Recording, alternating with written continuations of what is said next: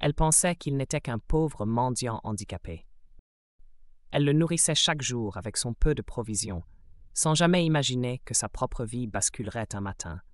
Qui était réellement cet homme? Pourquoi l'avait-il choisi, elle, une vieille femme sans rien? Et quel lourd secret cachait-il depuis tout ce temps? Marcel avait 72 ans. Elle vendait du riz aux poissons, des haricots rouges et de la bouillie de mil dans une petite baraque en planches au bord d'une rue passante de Dakar. Sa boutique branlante, coiffée de tôle rouillée, trônait à l'ombre d'un immense flamboyant, où les habitants du quartier aimaient venir s'asseoir pour manger, boire, parler. Marcel n'avait plus grand-chose depuis bien des années. Ses sandales en plastique étaient ébréchées, ses robes amples raccommodées 1000 fois, ses mains calleuses et fripées portaient l'empreinte d'une vie de travail. Pourtant, elle souriait toujours. Même quand son dos la lançait, même quand la chaleur du soleil lui arrachait des perles de sueur, elle accueillait chaque client d'un chaleureux « Bonjour mon fils, bonjour ma fille, sois le bienvenu ». Au lever du jour, Marcel se levait péniblement de son matelas, posé à même le sol, allumait son petit foyer en terre et commençait à faire mijoter ses marmites. Ses gestes étaient lents mais précis. Son cœur, lui, restait lourd. Veuve depuis 20 ans, ses 2 fils étaient morts jeunes d'une vilaine fièvre. Il ne lui restait que son courage et quelques souvenirs fanés accrochés au mur de sa minuscule chambre. Un après-midi, alors qu'elle essuyait son banc, Madame Lucette, la vendeuse de légumes du coin, passa et la taquina. « Marcel, pourquoi tu souris toujours, vieille comme tu es, alors qu'on est toutes dans la même galère ?» Marcel haussa les épaules, un sourire triste aux lèvres. « Parce que pleurer, ma chère, ça ne fait pas cuire le riz. » Madame Lucette partit en riant, mais ces mots restèrent gravés dans le cœur de Marcel. C'est vrai qu'elle n'avait rien, mais malgré son grand âge, elle continuait à partager avec ceux qui avaient encore moins qu'elle. Elle ignorait que son destin était déjà en train de changer. Chaque après-midi, un drôle de rituel se produisait près de sa baraque. Un mendiant en fauteuil roulant apparaissait au coin de la rue. Il avançait péniblement, poussant ses roues avec des bras maigres. Les pneus grinçaient sur les cailloux. Certains enfants riaient en se bouchant le nez. « Pouah, encore ce vieux sale type !» disait-il. Les jambes de l'homme étaient bandées sous des linges sales. Son pantalon troué laissait entrevoir une peau usée. Son visage était noirci de poussière. Ses yeux cernés semblaient perdus. On disait qu'il sentait mauvais, qu'il était fou. Mais Marcel, elle, ne détournait jamais le regard. Elle l'appelait « Vieux Henri ». Cet après-midi-là, alors que le soleil frappait fort, Vieux Henri arriva et s'arrêta près de son étal. Marcel le salua. « Vous revoilà, Henri. Vous n'êtes pas venu hier. » Il baissa les yeux. Sa voix rauque sortit difficilement. « Je n'avais pas la force. Je n'ai rien avalé depuis 3 jours. » Marcel observa sa table. Il ne restait qu'un bol de riz et de haricots, ce qu'elle avait prévu pour son dîner. Elle resta silencieuse une seconde, puis prit le bol et le posa devant lui. « Mangez, Henri. » Il leva des yeux humides vers elle. « Vous me donnez encore votre dernière assiette, Madame Marcel ?» Elle haussa doucement les épaules. « Je recuisinerai quelque chose, ce n'est pas grave. » Ses mains tremblèrent en saisissant la cuillère. Il baissa la tête et mangea lentement. Autour, certains passants murmuraient « Pourquoi tu gaspilles ton repas pour ce vieux débris ?» Elle répondit calmement « Si c'était moi, assise là, est-ce que je n'aimerais pas qu'on m'aide ?» Les jours passaient. Vieux Henri revenait, s'asseyait toujours au même endroit, sans tendre la main, sans supplier. Il restait là, silencieux, le regard fuyant. Marcel s'approchait alors, lui servait un peu de son riz, de sa sauce épicée, posait une main sur son épaule ridée. Il hochait la tête, parfois un mince sourire passait sur son visage. Puis un après-midi, alors qu'elle venait de vendre un plat à 2 collégiens, elle le vit encore, assis, les jambes enroulées de linge, son fauteuil branlant.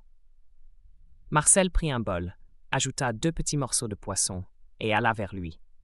« Votre repas, mon ami, » dit-elle doucement. Il leva les yeux. « Vous pensez toujours à moi. » Elle posa le bol sur un petit tabouret. « Même si le monde entier vous oublie, moi je ne vous oublierai pas. » Soudain, une grosse berline noire freina juste devant son étal. Un homme grand et large descendit, vêtu d'une chemise blanche et d'un pantalon sombre. des chaussures cirées comme des miroirs.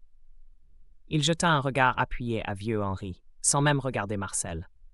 Puis commanda « Servez-moi un bol, madame. » Elle s'empressa, tremblante, et lui tendit la nourriture. Avant de remonter dans sa voiture, l'homme jeta encore un long regard vers Henri, fronça les sourcils comme s'il essayait de se souvenir. Puis il partit sans un mot. Le lendemain, Marcel se leva comme d'habitude, balaya devant sa boutique, prépara ses marmites. Mais midi arriva et pas de fauteuil roulant, pas de vieux Henri. Elle demanda partout « Lucette, tu n'as pas vu Henri aujourd'hui ?»« Peut-être qu'il est allé mendier ailleurs, » répondit la vendeuse en haussant les épaules. Marcel interrogea 2 jeunes vendeurs d'eau, un chauffeur de taxi. Personne ne l'avait vu. Son cœur se serra.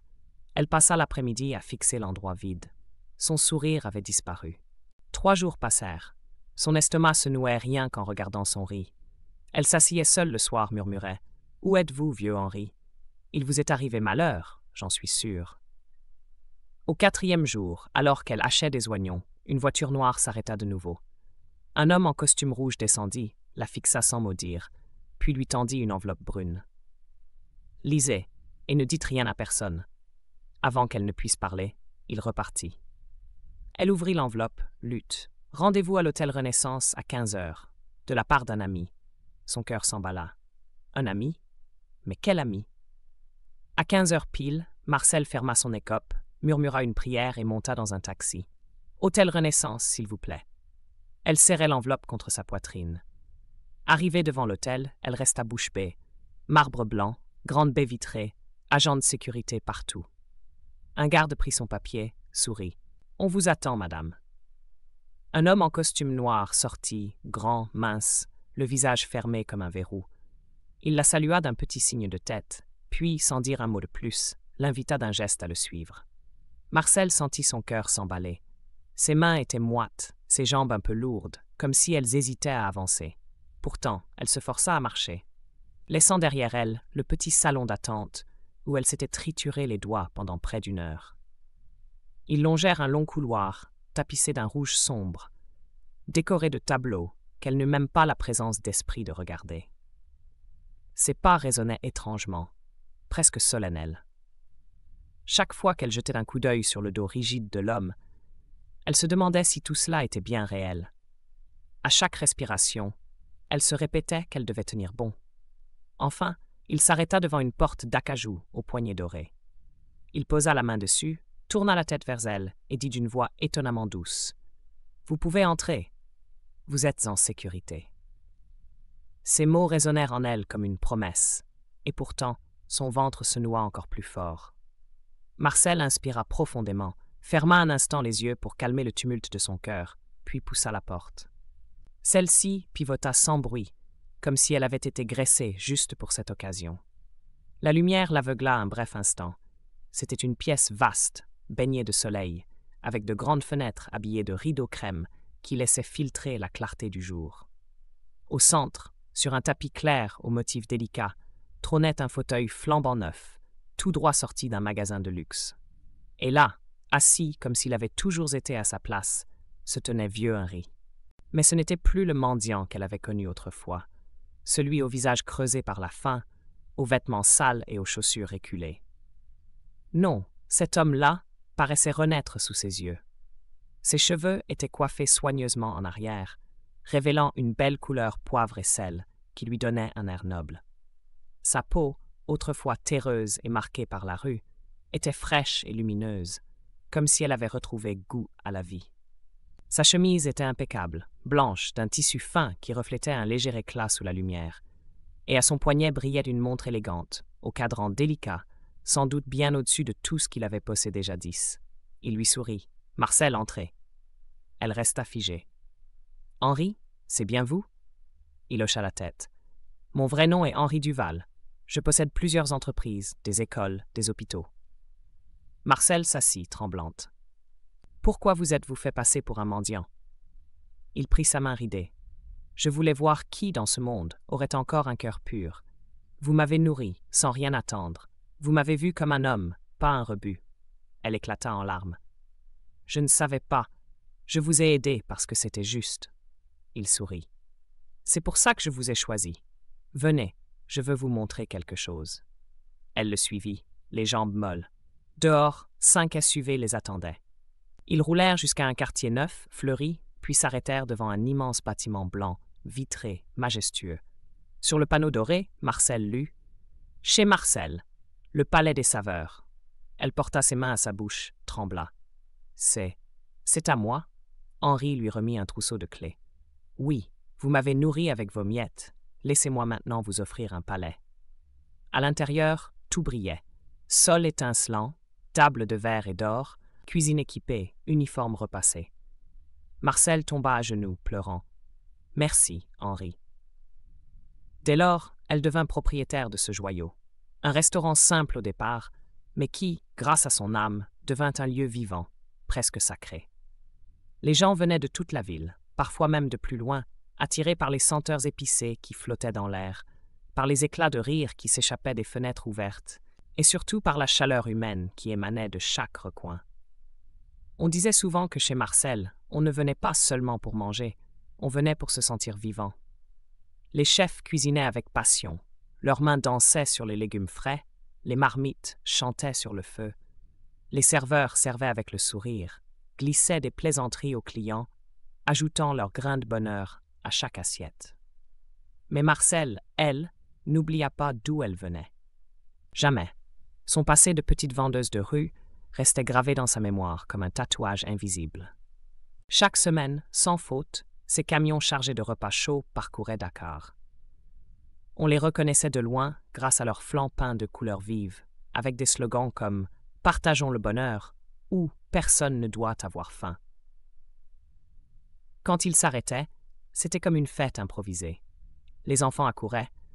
Les vieux sortaient timidement de leur maison, attirés par l'odeur du riz fumant, des légumes mijotés et du poulet doré.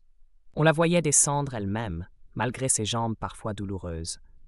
Elle se penchait pour donner des barquettes aux enfants, caressait leurs cheveux crépus, essuyait parfois une larme.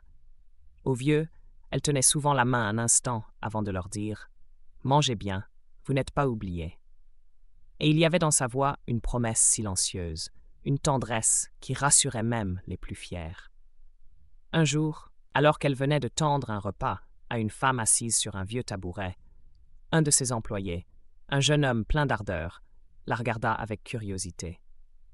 Il ne put s'empêcher de lui demander « Pourquoi faites-vous tout ça, Madame Marcel? Vous pourriez vivre tranquille maintenant, profiter de votre succès, voyager. » Elle posa une main ridée sur son cœur, laissa passer un long silence, ses yeux perdus dans le flot des gens qui riaient autour des camions. Puis elle dit doucement, presque comme si elle se parlait à elle-même, « Parce que c'est la bonté qui m'a conduite ici, et je dois la semer encore. Sinon, à quoi bon tout ça ?» Le jeune homme hocha la tête, incapable de trouver une réponse. Il sentit pourtant qu'il venait d'apprendre quelque chose de précieux, qui resterait gravé en lui, bien après que Marcel aurait quitté ce monde. Et quand elle levait les yeux vers le ciel, le soir venu, après une longue journée où ses mains avaient donné encore, son cœur murmurait toujours la même prière. « Merci, Henri, merci de m'avoir vu. » Elle pensait à cet homme disparu depuis si longtemps, qu'il avait regardé un jour comme personne d'autre ne l'avait fait, qui avait vu au-delà de ses guenilles et de sa fatigue pour apercevoir la lumière qu'elle portait en elle. Son corps était vieux à présent, marqué par les ans, les rides profondes, les douleurs persistantes dans le dos et les genoux. Mais son cœur, lui, restait jeune, débordant d'amour, vibrant à chaque sourire qu'elle recevait en retour.